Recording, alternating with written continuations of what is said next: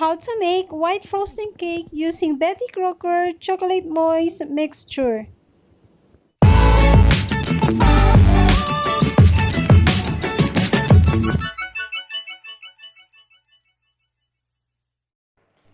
Before anything else, inuna ko munang gawin yung aking butter na 100 grams and niluto ko siya para lang siya mag-melt. And yeah, syempre dapat hindi malakas yung apoy. Katamtaman lamang yung apoy hanggang sa matunaw siya ng dahan-dahan.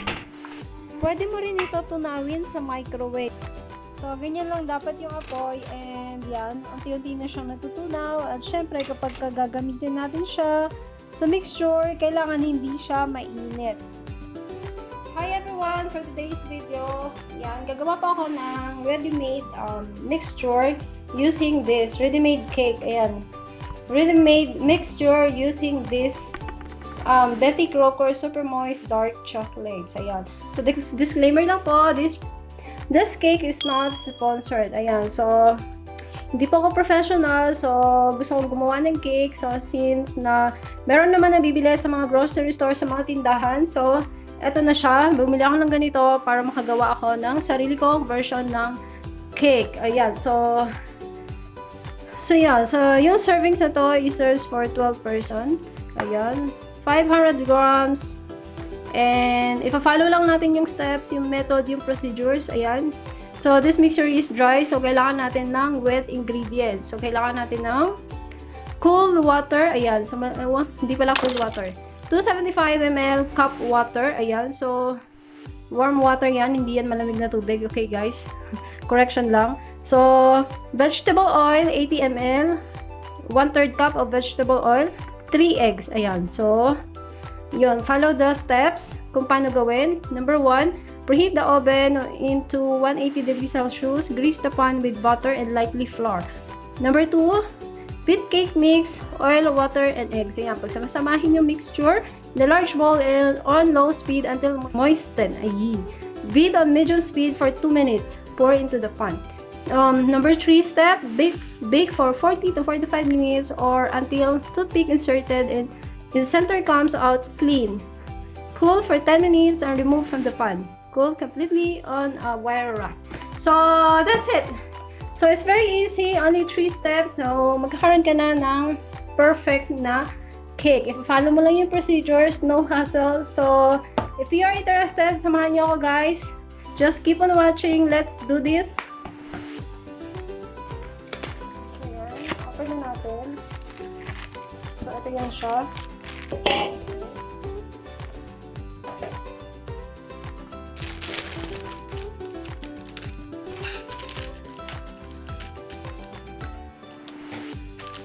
Then, i-pour lang natin yung powder mixture.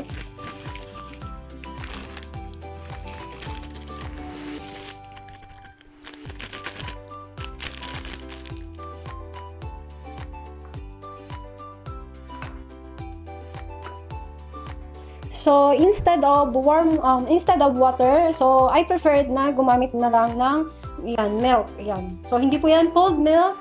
Ano yan, room temperature milk. Ayan. So, make sure hindi po malamig at hindi mainit. So, room temperature milk. So, dahan-dahan ko lang siya ibubuhos. Ayan. Huwag biglain. Ayan. Tapos, halo-haloin muna.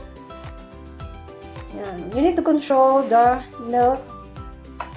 Control the milk from pouring. So, make sure na maglalagay ng kaunti, tapos hahaluin, lalagay ulit ng kaunti, tapos hahaluin. Ganon.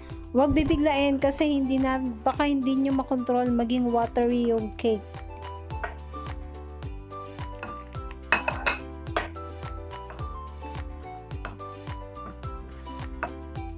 So, yan. Medyo ano na siya. Yan, I guess kailangan pa natin ng konting-konti na lang.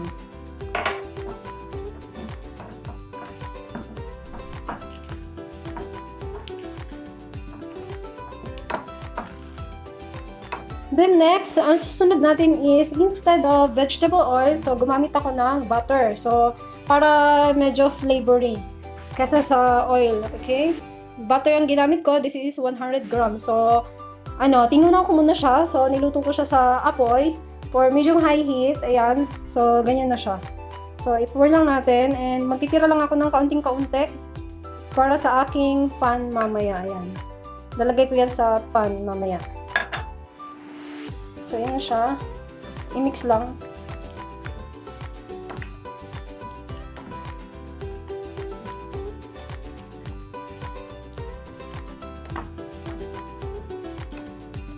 So, and next na pangatlong kailangan nating na ingredients is egg. Sabi doon sa procedure, sa packaging is kailangan gumamit ng 3 itlog. Pero since hindi ako fan of egg na sobrang para sa akin too much na yung 3 eggs. So, gagamit ako ng isang pirasong itlog lang. Ayan. Kasi kailangan natin gumamit ng egg kasi yung egg ang magsisilbing pinaka-binder ng whole mixture. Ayan. So isa lang ang gagamitin ko. I-beat natin siya. I-beat ko lang siya ng kaganyan.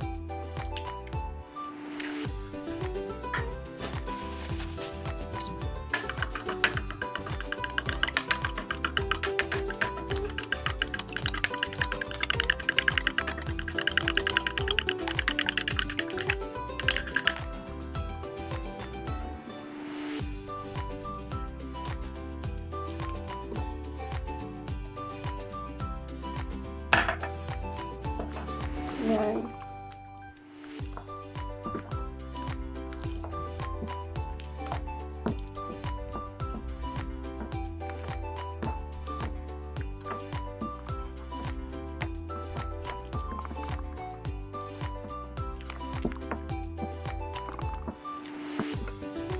So, ito na siya guys. I think okay na. Ready na yung ating mixture. So, by the way, hindi ko inubos yung gatas. Ayan, may natira. Kasi magiging watery yung ating mixture. So, ito. So, habang naglalagay tayo dito, kailangan naka-preheat na yung oven natin for 180 degrees Celsius. Ayan. So, para pag nilagay natin siya sa oven, is mainit na yung oven. So, madali siyang maluto. Ayan. So, i-grease lang natin yung pan ng butter. Ayan.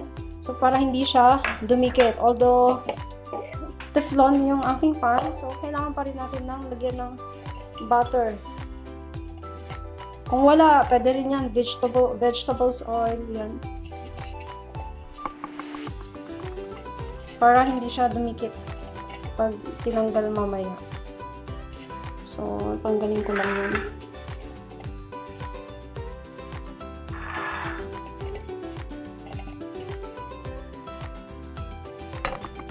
So, yan. Yung purpose ng butter. Actually, guys, ito yung butter ito na nagtira ko kanina. So, nagtira ako para sa pang-grease dito sa pan. So, ang purpose yan, guys, kasi para mamaya, pag naluto yung ating cake, is madali siyang matanggal. Hindi siya didikit sa ating pan.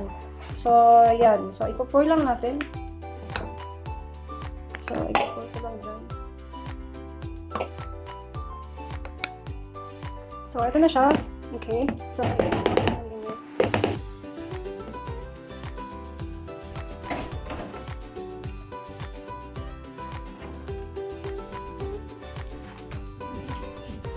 yan, kailangan naka-set into 180.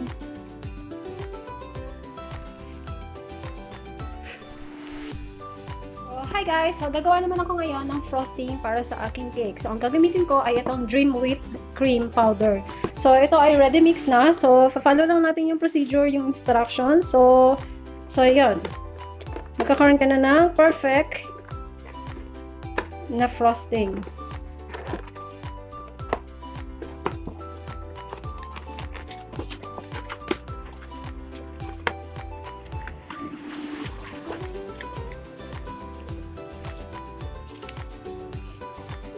Ang mixture na to ay meron na rin siyang milk. Ayan o. 2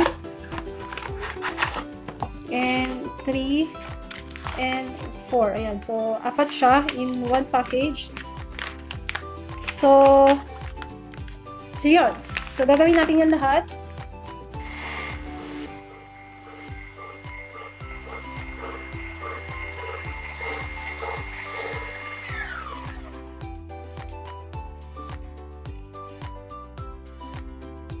So, ito na siya guys. So, blended ko lang siya for 1 minute. Hindi maganda kapag na-overmix yung inyong dream whipped cream. Ayan. So, dapat in 1 minute. So, ayan. Hanggang 1 minute lang yung pag-blend. Yan ay perfect na. See? See the texture? Perfect. Ayan. Lang natin siya. Lagay lang natin sa ref for 30 minutes. Ayan. So, para ready siya mamaya, ilalagay natin sa ating, i-frost natin sa aking cake.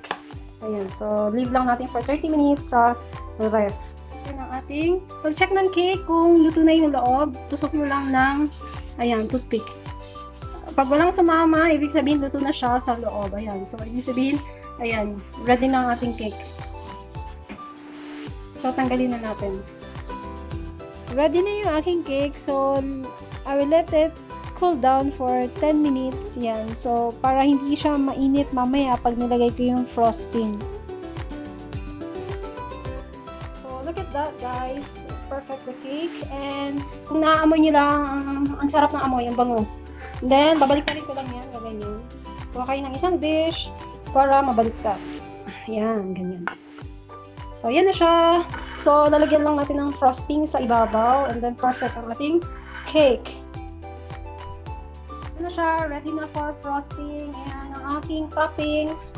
Ayan.